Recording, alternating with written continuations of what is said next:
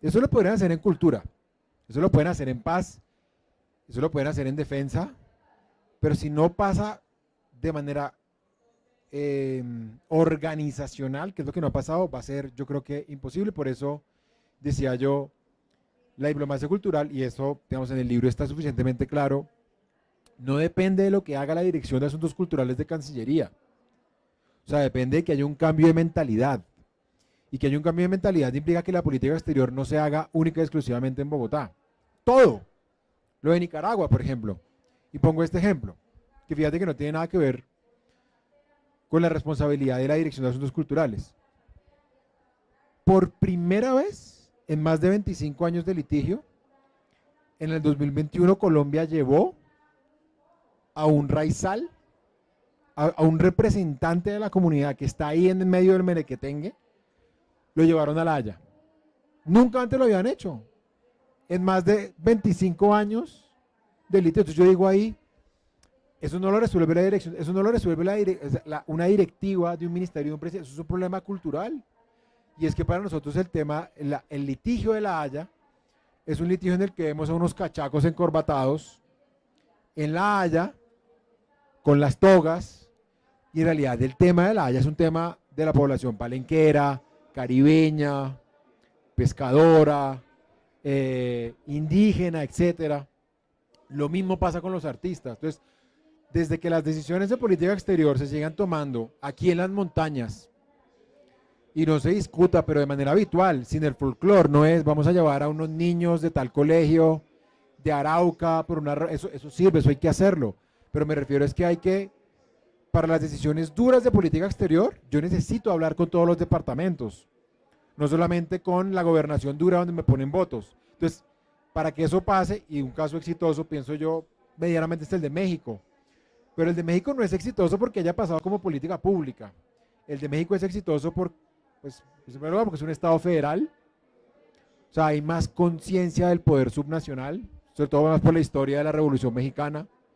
O sea, la Revolución Mexicana ocurre por el norte y por el sur, Zapata y Villa. Nosotros no hemos tenido ese proceso. Nuestros grandes procesos políticos han sido todos en los centros de poder. En México no. En México tuvieron un proceso como la Revolución que hace que siendo un estado igual centralista, que todos lo somos, es un estado que valora mucho más lo que pasa en otras regiones. Ya se rompió el levantamiento del zapatismo en el 94.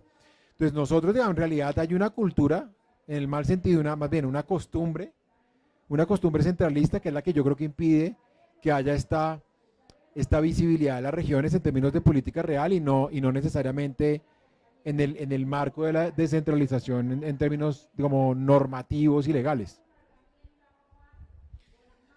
Mauricio, ¿cuál ha sido el impacto de este libro particularmente con la gente que está trabajando diplomacia cultural hoy en día? Porque yo sé que ya hay mucha gente que lo tiene como referente y me gustaría que contaras un poco como esa experiencia que ha trasegado el libro, que ha podido penetrar esas conciencias y hacer un cambio, como tú dices, cultural, pues para poder ejercer un cambio ya social, ¿no? Es decir, ya. Bueno, antes, si quieren, pues las personas que están ahí, Santiago, Nicolás, no sé, acá hay puestos, Joseph, acá hay puestos, si no les da pena, pues ahí pueden pasar, no hay problema, o sea, no los vamos a morder, porque me dan barrada con ustedes, y bienvenidos, gracias por venir. Eso es una pregunta más para Johanna Mahut, pero bueno, pero la voy a responder, sí, para ti, no hagas esa cara. ¿Cuál era la pregunta? Yo sé que no estabas parando bolas, pero no, pues yo aquí la repito. ¿Cuál es la recepción de los gestores culturales? Y digamos, de la gente que trabaja en este tema.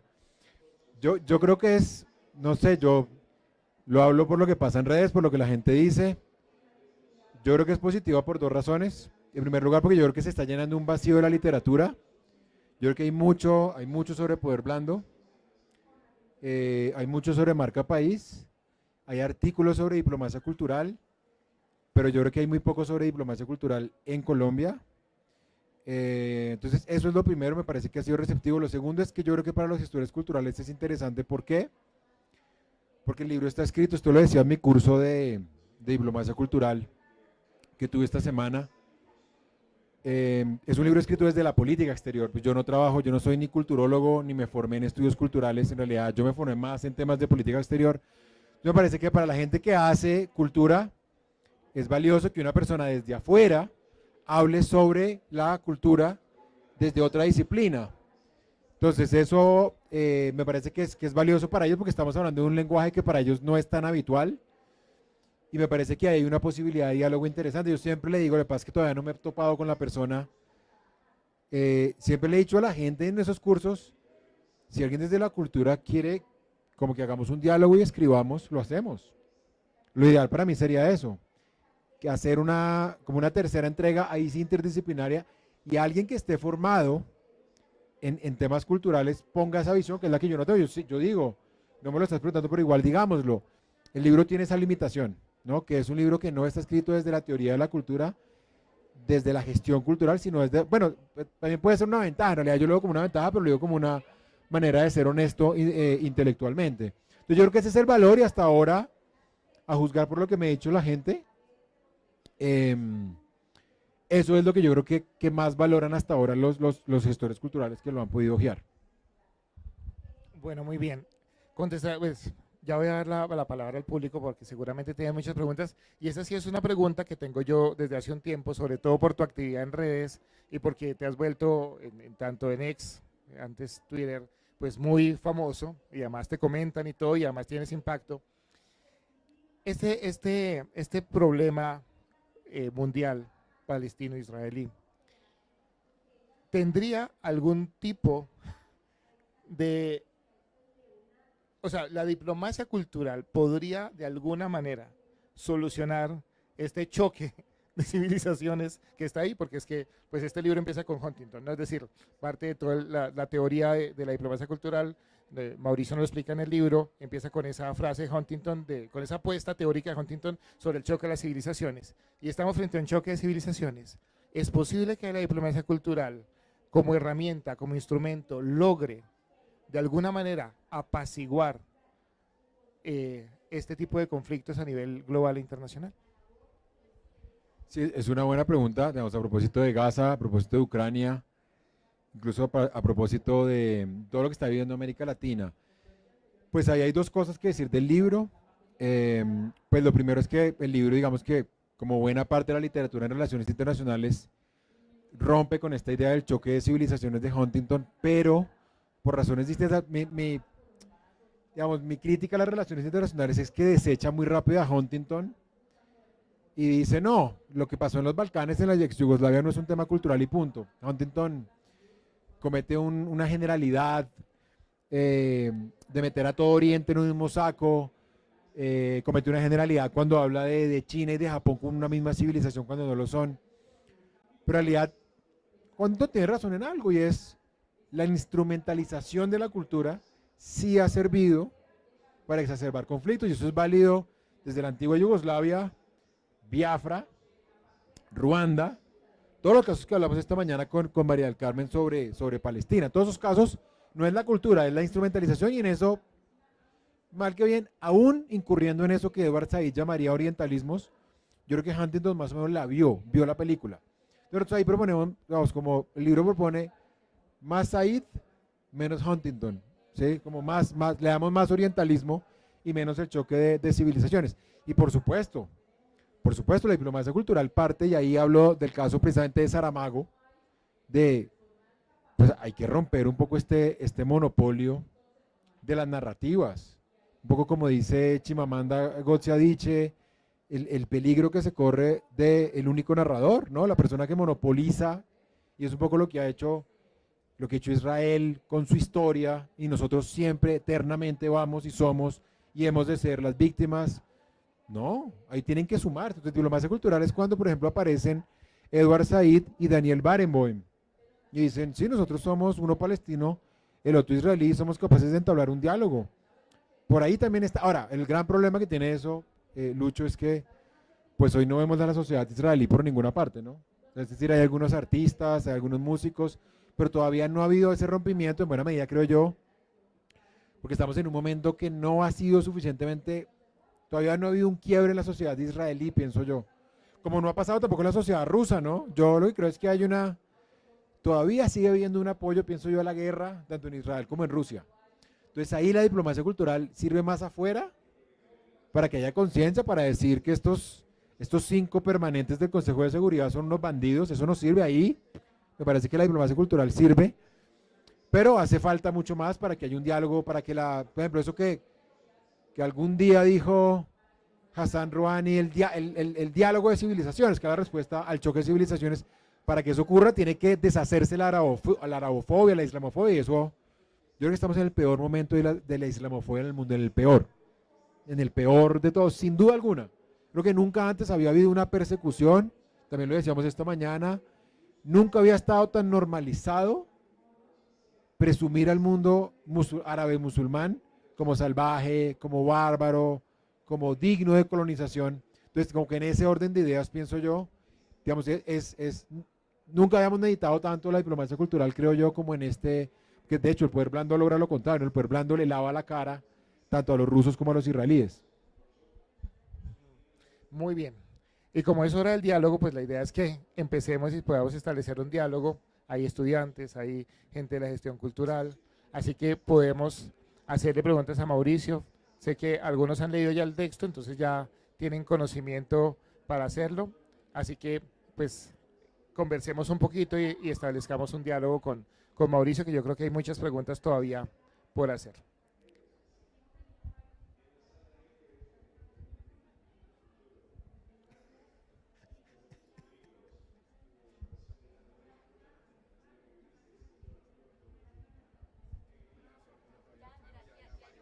Mario.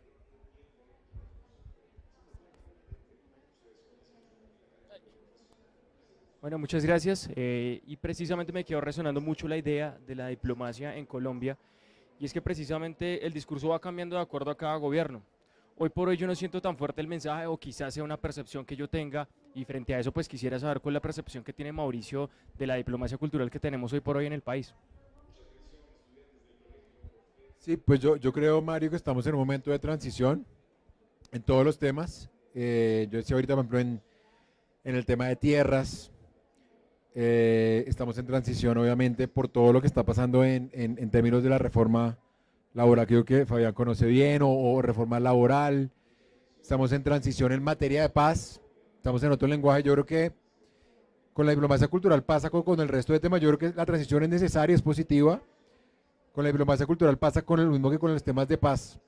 Hay muchas reivindicaciones atoradas, muchas reivindicaciones para incluir temas subnacionales que antes no tenían cabida. Entonces, pues pretender que Catalina Ceballos, que es la directora de Asuntos Culturales de Cancillería, la resuelva en 2, 3, 4 años es imposible, pero lo que uno sí esperaría, y ahí está mi crítica, es que el gobierno tenga una línea más clara, ¿no? Que el gobierno, pero no, eso sí es lamentable que haya ocurrido. Hemos tratado de confundir la diplomacia cultural con la marca país, con esto del país de la belleza. Y yo creo que el país de la belleza muchas veces riñe con reivindicaciones propias de este gobierno en materia de medio ambiente, en materia de drogas, en materia de sincerar el discurso de las drogas.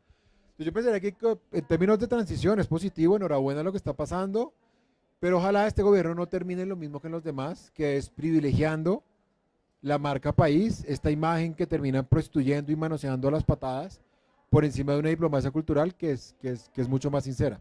Gracias por la pregunta, Mario.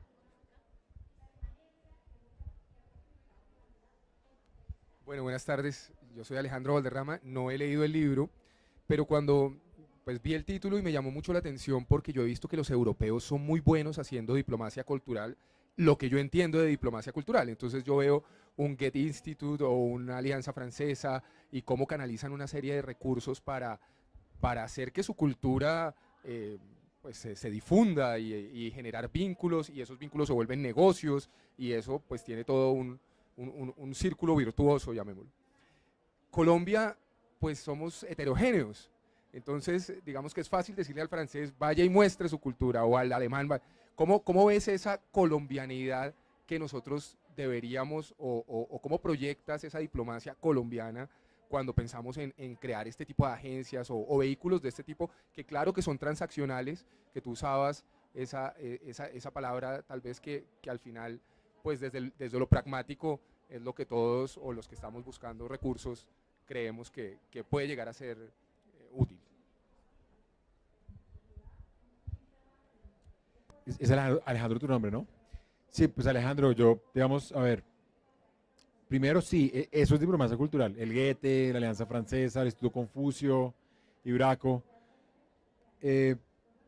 No sé si para mí sean ejemplos exitosos, porque hoy yo creo que detrás de eso, y por eso no aplica para nosotros, detrás de eso hay una forma de, no sé qué tanto los franceses lo perciban ahí, como de colonialismo, como de rezago. Obviamente no todo es malo. O sea, yo aprendí francés en la Alianza Francesa y me siento como orgulloso y me ha servido en la vida, no creo que sea malo, no me siento colonizado, digámoslo así.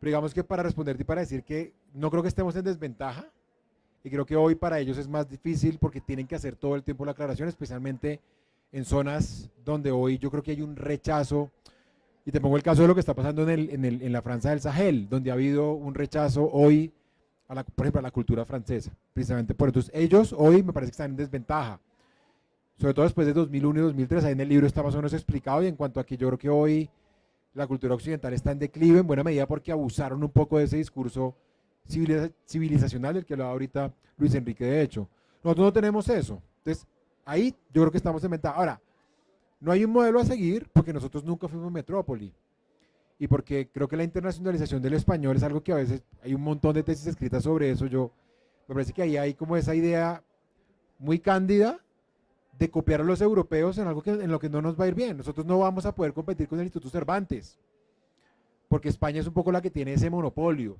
por razones estructurales, es muy complicado. Por eso nuestra razón, yo pensaría, Alejandro, no es transaccional. O sea, cuando yo digo que hay que invertir en la diplomacia cultural es por una razón de justicia, por una razón democrática, porque, y esto hay que decirlo claramente, yo no sé si la democracia sea un buen negocio, de pronto no lo es, pero es el deber, según la promesa de la Constitución del 91, y era que íbamos a ser un país descentralizado, una democracia participativa, plurimulticultural, etcétera, y para llevar eso a la práctica es indispensable que lo que se haga en diplomacia cultural no siga siendo valorado en términos de que sea redituable. Hay que hacer cosas que no son redituables, como en educación. Hay un montón de cosas que hacen los estados de bienestar en educación que no son necesariamente redituables en términos fiscales, me refiero. Y eso con la cultura hay que hacerlo. Entonces, digamos, para responder a tu pregunta, yo creo que es un tema de justicia, de honrar la promesa del 91 y obviamente de tener el Estado que nos prometieron en ese momento. Entonces yo creo que ahí se trata de incurrir en costos que desafortunadamente ahorita no hemos querido, y se trata sobre todo de descentralizar mentalmente la cosa. Por eso yo ponía el ejemplo de San Andrés, ¿no? De una cosa que deciden 4 o 5 personas sin hablar directamente con quienes están comprometidos en él o quienes viven el día a día de litigios. Eso ni siquiera se les ocurre. Yo creo que todavía lo que estamos acá pensamos que lo de San Andrés es un tema de La Haya. No, no es un tema de La Haya. Es un tema que nos importó 5 el Caribe toda la vida. Lo mismo en el caso de la frontera con Venezuela. Ese es un caso de diplomacia cultural importantísimo. Yo, por ejemplo, Panamá, me sorprende cuando nuestros economistas hablan de los migrantes. Todavía nos dicen, con muy buena intención, es que los migrantes hay que integrarlos, no porque sea un derecho humano, porque son una oportunidad económica. O sea, eso es abominable, eso es horrible. O sea, los derechos no... O sea, que yo le reconozca a Santiago un derecho, no es porque él trabaje. O sea, así tú no trabajes y te eches a morir en una calle, tienes derechos. O sea, por tu condición humana. Entonces, todo el tiempo estamos pasando en esta, que sea redituable, que sea rentable. Entonces, cuando hablamos de diplomacia cultural, siempre pensamos en cómo hacer que sea esto rentable. Y yo creo que hay que meterle más justicia, más cultura, más diversidad, más democracia participativa, lo que yo llamaría democracia radical, que eso hoy decirlo en redes es muy costoso porque la gente piensa en intransigencia, pero no necesariamente por los beneficios transaccionales. Gracias, Alejandro, por tu pregunta. Johanna Mahut. Bien, el ejercicio desde lo local, o sea, el municipio que quiere hablar de lo propio, de esa generación de nuevos paradigmas de identidad, puede dialogar con el exterior sin necesidad de pasar por el centro. Aún así afectaría política pública, podría ser parte de esa construcción. Ayer conversábamos con la secretaria de Cultura de Paipa y planteaba a mí solo me imaginan como bandas, como festival de bandas, cómo lo cruzo, pero ese cruce no debería estar solamente mediado por el centro, o sea, no debería solamente pasar por Bogotá para que el mundo escuche. Entonces, la primera es, ¿qué tan viable es generar políticas, transformaciones con esos diálogos desde lo local hacia lo global? Y bueno, y la segunda pasa por cuál es ese compromiso, o sea, esa construcción de país deseable de nuestra Constitución. ¿Debo esperar a que lo resuelvan en Bogotá o podrían estas radicalidades irlas construyendo y luego ser convocadas? Porque lo estamos viendo en la gestión cultural en los municipios y en los departamentos, en todo el país. Incluso la misma Bogotá, cuando quiere dialogar localidades sin haber pasado por un entorno central, pero sí quieren afectar políticas públicas. Entonces esa es como la inquietud que hemos identificado. Digamos que esa es como la primera. Sí, digamos que ahí se cruzan dos temas, que es diplomacia subnacional o paralela y diplomacia cultural. No deberían pasar por Bogotá, pues por eso yo hablo de descentralización, igual que cuando yo creo que en algún momento dado gobernaciones en Colombia, estados en Venezuela, tienen que resolver muchos temas migratorios, de comercio, de inseguridad, y no tienen por qué pasar por Bogotá, y está bien que no pase por Bogotá, lo mismo pasa acá. Yo creo que los gobiernos subnacionales tienen que tener hoy una agenda internacional como la tiene Bogotá, y no necesariamente pasa. De hecho, acá, en algún momento dado, una cosa era la posición de Bogotá frente a Venezuela, frente a Leopoldo López, y otra cosa era la de Santos. Eso pasó Santos y Peñalosa, si no estoy mal. Y no está mal, porque hoy las ciudades tienen agenda y no está mal. Y entre más, ahora el problema es que eso suele ocurrir de manera más acertada en ciudades y en departamentos que tienen muchos recursos. Ojalá eso pasara en departamentos que no tienen tantos recursos y hubiera más apalancamiento, por ejemplo, de cooperación internacional. Por ejemplo, el Amazonas tiene todo el potencial para desarrollar una política de diplomacia subnacional que yo creo que hoy no es muy visible. Ni hablar de los departamentos que tienen salida hacia el Pacífico, que ahí, por ejemplo, Colombia piensa en sus salidas hacia el Pacífico en términos de, en su momento, lo que era PEC con Uribe, y más recientemente, ¿cómo es que se llama? La Alianza del Pacífico. Pero en esa Alianza del Pacífico no hay cabida para los gobiernos subnacionales. Pues ahí hay un error. Y es que en general, Comunidad Andina, Alianza del Pacífico, UNASUR, CELAC, no hay ningún espacio para los gobiernos subnacionales. O sea, no hay voluntad. Y eso las ciudades se lo tienen como los parlamentos. Hoy los parlamentos se están reuniendo, se están moviendo, como pasa en la Comunidad Andina. Entonces, lo que uno esperaría es que haya cada vez más ciudades hermanadas, redes de ciudades, redes de departamentos, redes de estados, sea por temas, sea por, en el caso de la cultura, que no necesariamente tengan que pasar por sus capitales, porque obviamente en el paso de las capitales, pues, se vuelve todo un proceso dispendioso. Gracias, Johanna. ¿Sí?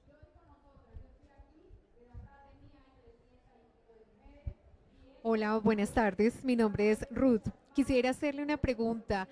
¿La diplomacia cultural y la diplomacia indígena llegan a un punto en que se pueden unir, una coayuda a la otra, o que las podría distanciar?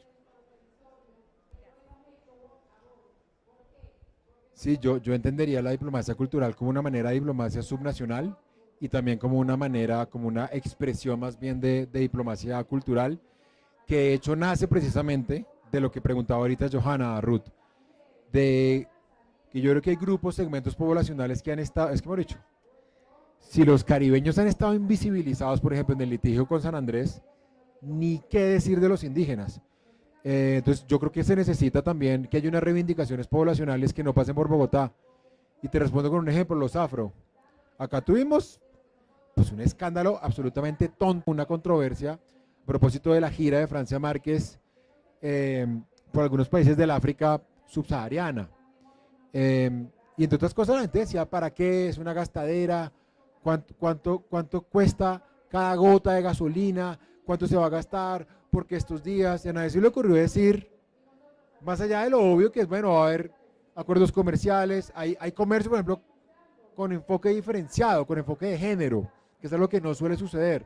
Pero más allá de eso que es, y vuelvo al punto de Alejandro, más allá de eso que es transaccional, a nadie se le ocurrió decir que es una reivindicación histórica de la población afrodescendiente, que le habían rogado a los gobiernos en Bogotá una proyección hacia el África subsahariana, no hacia Medio Oriente, porque hacia Medio Oriente ya existía, no hacia Asia Central. Nosotros creo que alcanzamos a tener oficina de representación en Azerbaiyán, tuvimos embajada en Irán, que cerró Uribe, pero en realidad en la África subsahariana, o sea, Samper hizo un viaje cuando era presidente de los no alineados 96 y se acabó. O sea, Samper dejó abierta la puerta y nadie más tomó el testimonio. Entonces ahí también tienen que ver los medios, ¿no?